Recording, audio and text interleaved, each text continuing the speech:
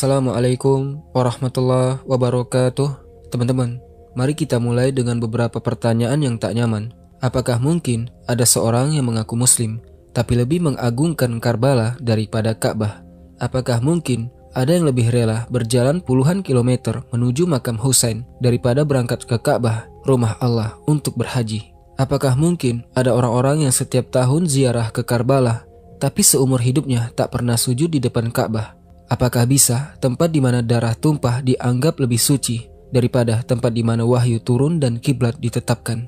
Dan lebih jauh lagi, apakah benar ada umat yang memohon rizki, keselamatan, bahkan pengampunan dosa bukan kepada Allah, tapi kepada seseorang yang telah wafat lebih dari 1400 tahun lalu? Jika semua ini benar, apa bedanya kita dengan kaum terdahulu yang menjadikan orang-orang soleh sebagai perantara ibadah mereka, yang berdoa kepada patung karena katanya itu patung orang soleh yang dekat dengan Allah? Teman-teman, syirik itu tidak selalu berwujud berhala dari batu. Kadang ia hadir dalam bentuk cinta yang melampaui batas, cinta yang menggeser tempat Allah dalam hati kita. Syirik bukan hanya tentang menyembah selain Allah secara terang-terangan, tapi bisa jadi itu adalah kesalahan paling samar yang dibungkus dengan emosi, sejarah, dan air mata. Dan hari ini kita akan membongkar itu semua satu persatu, dengan hati yang jujur, dengan pikiran yang terbuka. Karena kalau kita tak hati-hati, kita bisa saja sedang menuju jalan yang sunyi, menuju syirik tanpa pernah kita sadari. Lalu, apa sebenarnya yang mereka yakini tentang Karbala? Sejauh apa kedudukan tempat itu dalam hati mereka? Dan mengapa Ka'bah bisa kalah mulia di mata sebagian orang? Mari kita mulai dari sana. Teman-teman, tahukah kalian bahwa sebagian besar penganut Syiah, Karbala bukan sekedar kota, bukan sekedar tempat gugurnya Husain bin Ali, tapi tanah yang mereka yakini lebih suci daripada tanah Mekah. Bagi mereka, Karbala adalah tanah pilihan Allah. Darah yang tumpah di sana dianggap darah kesyahidan, yang membuat tempat itu disucikan lebih dari yang lain. Bahkan dalam sebagian literatur Syiah ekstrim disebutkan tanah Karbala diciptakan sebelum Ka'bah, dan tanah ini lebih utama dari tanah haram di Mekah. Bayangkan teman-teman, bukan hanya statusnya yang dinaikkan, tapi tanah suci Islam pun dikalahkan. Dikalahkan oleh sebuah tempat yang tidak pernah disebut dalam Al-Quran. Ka'bah, rumah pertama yang dibangun untuk menyembah Allah, yang menjadi kiblat seluruh umat Islam, yang Allah firmankan, sesungguhnya rumah yang mula-mula dibangun untuk manusia adalah Baitullah di Makkah yang diberkahi. Tapi hari ini, Ka'bah tidak lagi menjadi pusat cinta dan rindu sebagian orang, karena bagi mereka, Karbala adalah jantung iman, pusat spiritualitas, bahkan pintu menuju pengampunan. Sampai-sampai ziarah ke Karbala dianggap sebagai haji yang sebenarnya. Ya teman-teman, sebagian dari mereka percaya bahwa ziarah ke makam Husain setara dengan 1000 kali ibadah haji, bahkan bisa lebih utama daripada haji ke Mekah. Inilah awal dari kekeliruan besar, ketika kesedihan dijadikan dasar untuk menetapkan keutamaan, ketika emosi mengalahkan wahyu, dan ketika tragedi menjadi pondasi ibadah. Tragedi Karbala adalah luka sejarah, tapi menjadikan tempat tragedi itu lebih suci dari rumah Allah. Itu adalah penyimpangan keyakinan yang harus kita luruskan. Sebab, kalau tanah yang suci ditentukan oleh siapa yang mati di sana, bukan oleh siapa yang memuliakannya, maka kita telah merusak skala nilai agama ini. Teman-teman, mengagumi Husain itu bagian dari cinta Ahlul Bait, tapi mendewakan tanah tempat ia mati hingga melebihi Ka'bah, itu adalah penyimpangan yang menyentuh akar akidah. Kalau rumah Allah sudah ditinggalkan, lalu kepada siapa kita sebenarnya bersujud? Sekarang, mari kita lihat lebih dekat apa yang mereka lakukan di tanah Karbala itu. Apakah hanya sekedar ziarah biasa, ataukah mereka telah melangkah lebih jauh? Teman-teman, bayangkan sebuah makam yang setiap tahun didatangi jutaan orang. Mereka menangis di sana, sujud di sana, bahkan meminta ampunan dosa di sana. Bukan di masjid, bukan di Ka'bah, tapi di atas tanah makam Husain bin Ali. Bagi sebagian besar penganut Syiah, makam Husain bukan sekedar tempat ziarah, itulah tempat pengampunan, tempat keberkahan, tempat doa terkabul. Siapa yang datang ke Karbala dan menangis di kubur Husain, maka Allah akan mengampuni seluruh dosanya. Riwayat versi mereka. Teman-teman, mereka percaya bahwa air mata di kubur Husain lebih suci daripada air Zam-Zam. Mereka yakin bahwa Husain bisa menjadi perantara untuk menyampaikan doa kepada Allah. Tapi pertanyaannya, Sejak kapan manusia menjadi penghubung kepada Tuhan? Bukankah Allah berfirman dengan sangat tegas, siapa lagi yang dapat mengampuni dosa-dosa selain Allah? Quran Surah Ali Imran ayat ke-135. Lalu, kenapa ada yang berani meletakkan harapannya kepada orang yang sudah wafat? Kenapa tidak langsung meminta kepada Allah? Apakah Husain bisa mengabulkan permohonan? Apakah Husain tahu siapa yang datang? Apakah Husain mendengar doa mereka? Kita semua tahu jawabannya. Teman-teman, doa adalah inti ibadah, dan berdoa kepada selain Allah adalah penyimpangan paling berbahaya dalam Islam. Bahkan Rasulullah SAW pernah bersabda, barang siapa yang mati dalam keadaan berdoa kepada selain Allah sebagai tandingannya, maka ia akan masuk neraka. Lalu, kenapa mereka berdoa kepada Husain? Jawabannya satu, karena cinta. Cinta yang berlebihan, cinta yang melampaui batas, cinta yang sudah tidak dibimbing oleh wahyu. Tapi di sanalah letak bahayanya, karena syirik itu sering lahir dari cinta, bukan dari kebencian, bukan dari kekerasan, tapi dari cinta yang salah arah. Teman-teman, tidak ada manusia yang boleh dijadikan tempat untuk minta ampun. Tidak Husain, tidak Ali, bahkan tidak Rasulullah SAW sendiri. Allah berfirman, dan janganlah kamu berdoa kepada siapapun selain Allah. Tapi kalau hari ini ada umat yang menganggap kubur Husain lebih mustajab daripada sujud di Ka'bah, maka itu bukan cinta. Itu sudah menjadi syirik yang samar. Dan semua ini berangkat dari satu hal, emosi yang tidak dituntun oleh ilmu. Sekarang kita mulai bertanya-tanya, bagaimana bisa sebuah cinta pada keluarga Nabi berubah menjadi kekuatan yang melampaui batas? Bagaimana bisa ratapan dan duka jadi pondasi ajaran dan keyakinan? Teman-teman, kita semua sepakat bahwa Husain bin Ali adalah cucu Rasulullah SAW yang mulia. Ia mati syahid di Karbala, mempertahankan kebenaran. Ia pantas dikenang, ia pantas dihormati. Tapi pertanyaannya adalah, sampai di mana batas penghormatan itu boleh dilakukan? Dan kapan cinta itu berubah menjadi kultus? Mari kita jujur, di balik tangisan dan ratapan, ada satu fenomena yang kita lihat sendiri. Husain tidak lagi sekedar dikenang, tapi diseru, diminta pertolongan, dimintai keselamatan, dimintai keberkahan, seakan-akan Husain memiliki kuasa atas dunia. Di beberapa tempat, ada jamaah yang berteriak, "Ya Husain, tolong anakku. Ya Husain, sembuhkan ibuku." Pertanyaannya teman-teman, apakah ini masih cinta atau sudah syirik? Islam adalah agama yang membimbing emosi, bukan membebaskan emosi. Kita boleh menangis, tapi tak boleh berlebihan. Kita boleh mencintai, tapi tak boleh memuja. Nabi bersabda, "Janganlah kalian berlebihan dalam memujiku, seperti kaum Nasrani memuja Isa bin Maryam. Aku hanyalah hamba Allah dan utusannya." Itu sabda Rasulullah SAW. Jika beliau saja melarang dipuja berlebihan, siapa kita untuk memuja cucunya sampai melampaui batas? Teman-teman, cinta itu harus ditempatkan di bawah tauhid, bukan di atasnya. Kalau tidak, maka cinta itu akan menjadi agama tandingan, agama baru, agama kesedihan, agama pengkultusan. Dan agama ini punya simbol Karbala, punya hari raya Asyura, punya nabi suci baru Husain, punya ayat-ayat tambahan dari mimpi dan riwayat buatan, dan punya Tuhan yang diam karena mereka lebih percaya pada perantara. Cinta yang membutakan akan menyeret manusia pada jurang yang gelap, jurang tempat tauhid menjadi nomor 2 karena emosi ditempatkan sebagai poros agama. Kita semua sedih atas tragedi Karbala, tapi menjadikannya kiblat baru, menjadikan Husain sebagai jalan pintas menuju Tuhan, itu bukan lagi kecintaan. Itu adalah pengkhianatan terhadap tauhid, dan itulah yang sedang terjadi. Sekarang mari kita lihat bagaimana cinta yang meledak tanpa kontrol ini berubah menjadi ritual berdarah.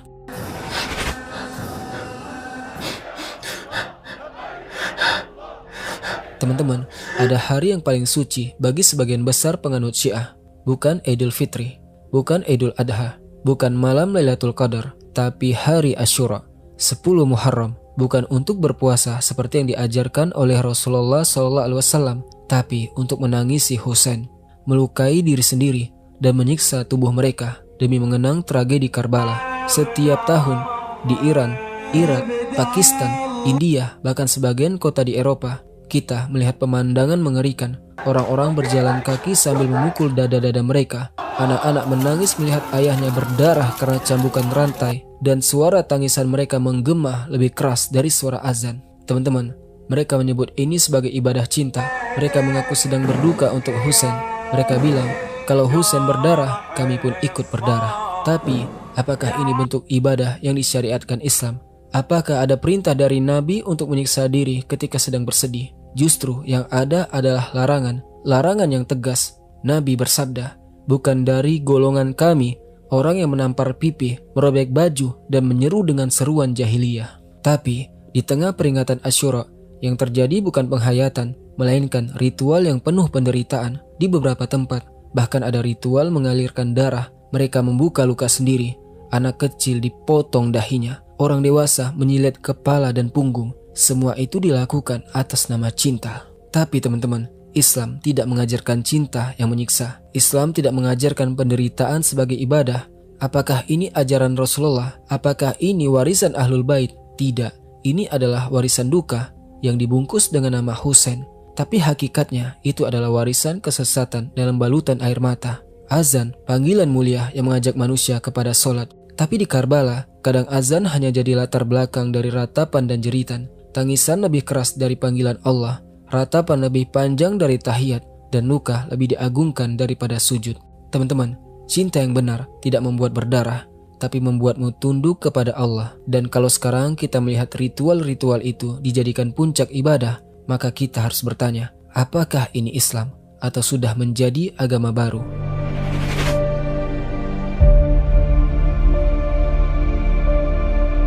Teman-teman, ada satu hal yang membuat kita mengernyitkan dahi setiap kali melihat ritual-ritual Syiah. Mengapa semuanya dibungkus dengan narasi luka, kesedihan, dan pembalasan? Karbala bukan hanya sekadar peringatan sejarah bagi mereka, tapi telah berubah menjadi ideologi, sebuah sistem berpikir yang menjadikan kesyahidan Husain sebagai fondasi eksistensi agama. Dalam ideologi ini, umat Islam dibagi dua, yang bersama Husain dan yang bersama Yazid, hitam atau putih, syahid atau zalim, dan lebih parahnya lagi, para sahabat Nabi pun ikut diseret. Abu Bakar, wa Umar, wa Utsman, semuanya dikutuk. Mereka disebut perampas kekhalifahan.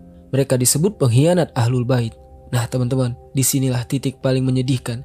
Agama yang seharusnya mengajarkan cinta dan pengampunan telah berubah menjadi alat untuk melanggengkan dendam sejarah.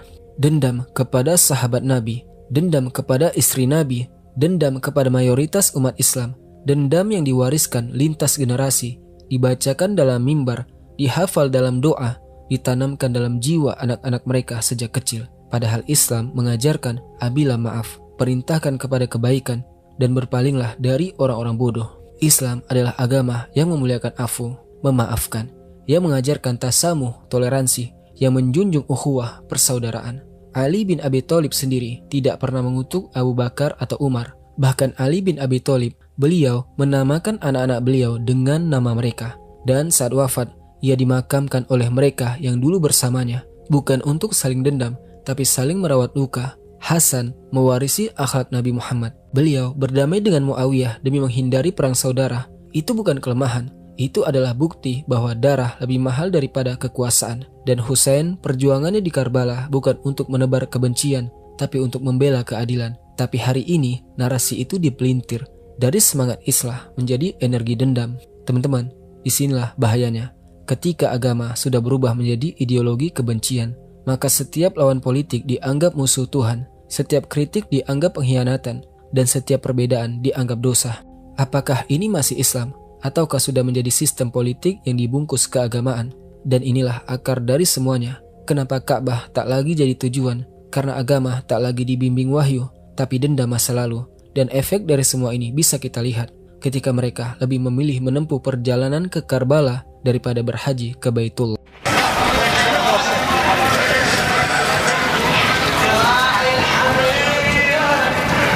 Teman-teman, apa yang kalian rasakan jika melihat seseorang lebih memilih berjalan kaki ke Karbala daripada menunaikan haji ke Ka'bah? Bagi kita, Ka'bah adalah kiblat, tempat pertama dibangun untuk ibadah, rumah Allah yang dimuliakan sejak zaman Nabi Ibrahim.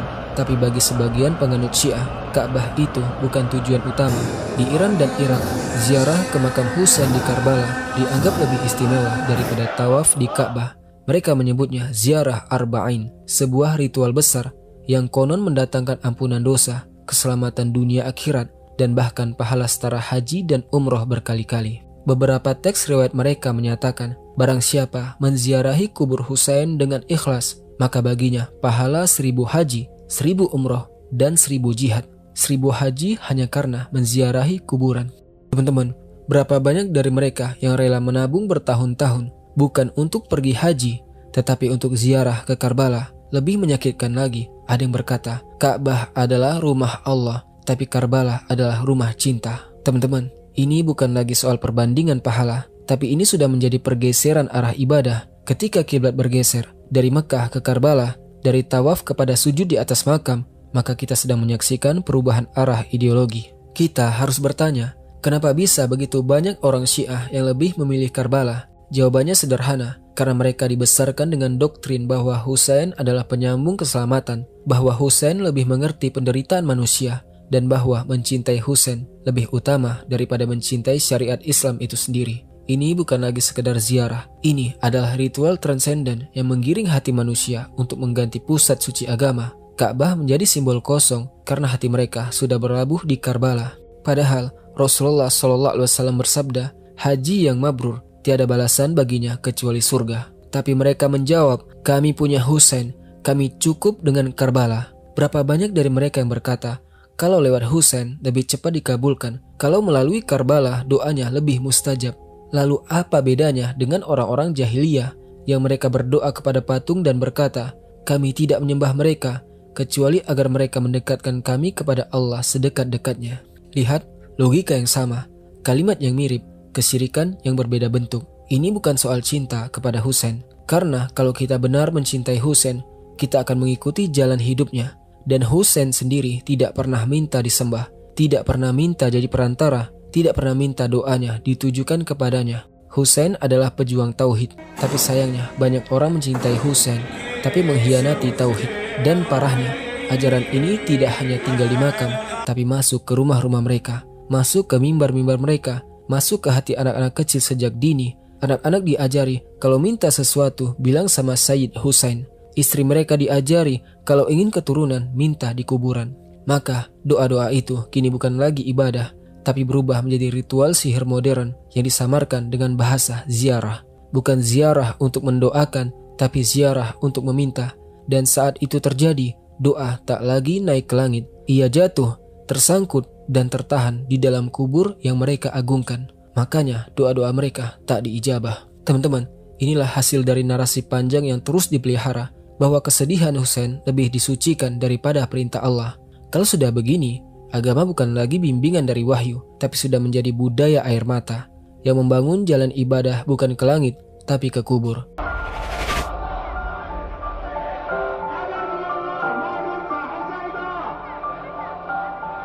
Teman-teman, syirik itu tidak selalu datang dalam bentuk patung, tidak selalu datang dalam bentuk berhala. Kadang syirik menyelinap di balik cinta, di balik ratapan, di balik doa yang diselamatkan kepada selain Allah. Dan itulah yang hari ini terjadi di tengah kaum yang mengaku paling mencintai Ahlul Bait. Ternyata banyak di antara mereka tidak lagi meminta pada Allah, tapi pada Husain. Tidak lagi berharap pada Tuhan, tapi pada kubur. Mereka tidak mengatakan, Ya Allah, tapi mereka mengatakan, Ya Husain. Inilah syirik yang samar, bahaya paling besar dalam agama karena tidak terasa. Dan Nabi SAW sudah memperingatkan, syirik di umatku lebih halus dari semut hitam di atas batu hitam di malam yang gelap. Nah teman-teman, kalau kita tidak berhati-hati, kita pun bisa tergelincir dalam bentuk syirik semacam ini. Syirik yang diselimuti air mata, syirik yang dibungkus cinta, syirik yang dikemas sebagai ziarah. Tapi hakikatnya itu adalah penghinaan terhadap tauhid. Allah tidak ingin kita mencari perantara. Allah tidak butuh bantuan dari Husain atau dari siapapun. Allah, Dia maha mendengar, maha menerima taubat. Hari ini, Karbala lebih ramai daripada Ka'bah. Doa di makam Husain lebih diyakini daripada tahajud di malam hari. Teman-teman, tauhid itu bukan sekadar konsep, itu adalah jantung iman. Kalau jantungnya rusak, seluruh tubuh akan ikut mati. Hari ini kita tidak sedang menyerang satu golongan, kita hanya ingin menyelamatkan satu hal, iman kita kepada Allah. Kembalilah kepada tauhid, serahkan semua harapanmu langsung kepada Rabbul Alamin. Dan kepada siapapun yang masih terjebak dalam syirik yang samar, kita doakan agar mereka kembali kepada jalan yang benar. Bukan ke jalan luka dan ratapan, tapi ke jalan sujud dan penghambaan, jalan menuju Allah. Bukan melalui Karbala, tapi melalui tauhid. Semoga narasi ini ada manfaatnya. Barakallahu fikum. Assalamualaikum warahmatullahi wabarakatuh. Sampai jumpa di video berikutnya. Semoga kita wafat dalam iman, tanpa syirik, tanpa perantara, hanya Allah.